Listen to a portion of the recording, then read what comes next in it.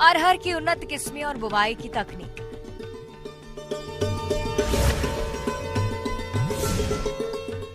अश्वगंधा की खेती अच्छी आय कमाने का जरिया।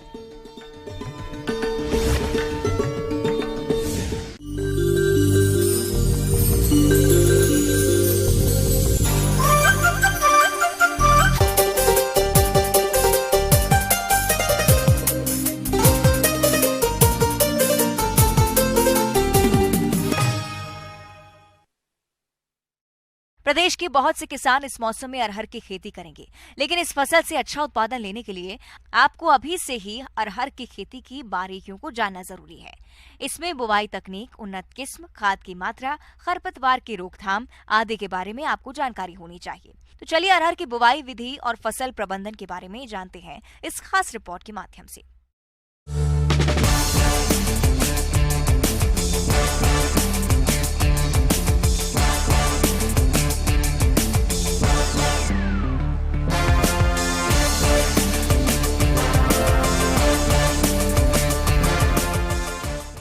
तो नमस्कार किसान भाइयों, मैं अभी आप सबको उन्नत अरहर की खेती से संबंधित कुछ जानकारी साझा करने के लिए उपस्थित हुआ।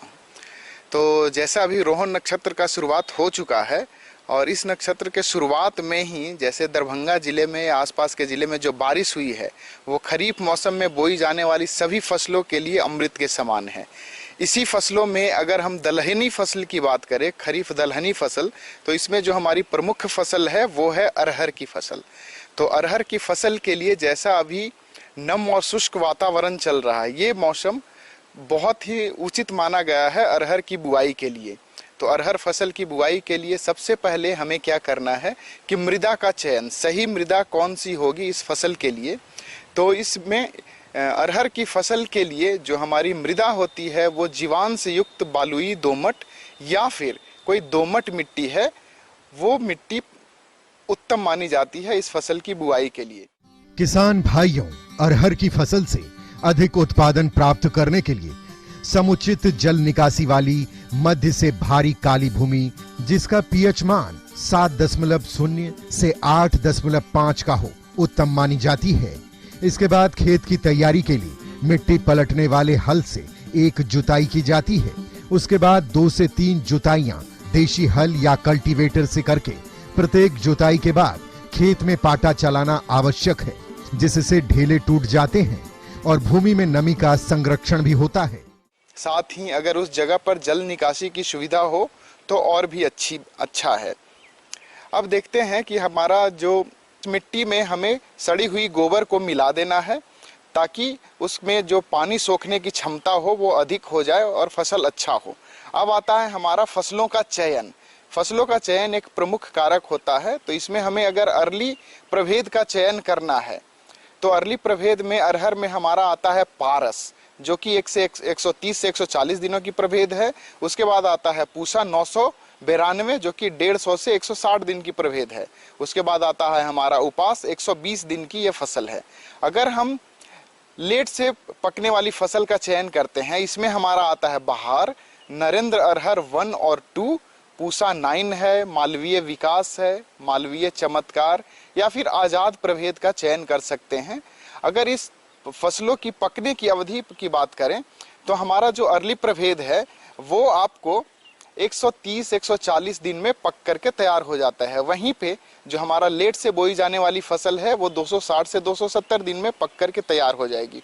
अब इन फसलों की बोने की सही समय क्या होगी, तो जो अर्ली प्रभेद है हमारा, जैसे कि पारस की बात कर रहे हैं, तो हम लोग को इसको जून के प्रथम सप्ताह से लेकर के जून 15 तक, मध्य महीने तक बुआई कर देनी चाहिए। अगर लेट प्रभेद की बुआई कर रहे हैं तो उन फसलों की बुआई हमें जुलाई महीने तक कर देनी चाहिए, जिससे हमारी पैदावार अच्छी होती है।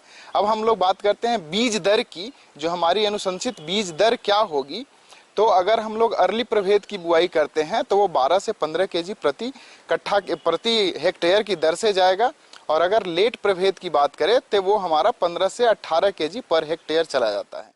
फसल को कीट और रोगों से बचाने के लिए बुआई से पहले बीजों को उपचारित करें। इसके लिए 2.5 ग्राम थायराइम और 1 ग्राम कार्बेंडाजिम दवा से प्रति किलोग्राम बीज को उपचारित करें।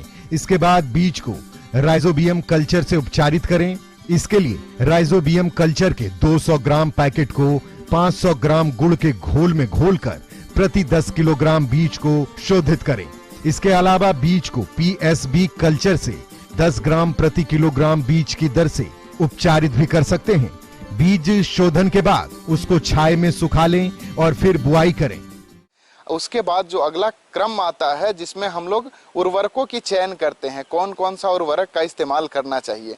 तो उर्वरक का इस्तेमाल करने से पहले किसान भाइयों ये हमें सुनिश्चित कर लेना चाहिए कि अपनी मिट्टी की जांच करवा लें, ताकि उसमें जो भी रसायन मौजूद हैं, जो भी उर्वरक पहले से मौजूद हैं, हमें उसकी मात्रा पता चल जाए। उसके बाद ही हमें सही खाद या उर्वरक का इस्तेमाल करना चाहिए। उसके लिए हमें 10 से 15 केजी नाइट्रोजन, उसके बाद 40 से 50 केजी फास्फोरस, या फिर सॉइल टेस्टिंग के बाद अगर हमें उसमें पोटास की और जिंक की कमी महसूस होती है तब हमें उसमें इस्तेमाल करना है 20 केजी पोटास और 15 से 20 केजी आपका जिंक। अरहर की बोनी वर्षा प्रारंभ होने के साथ ही कर देनी चाहिए।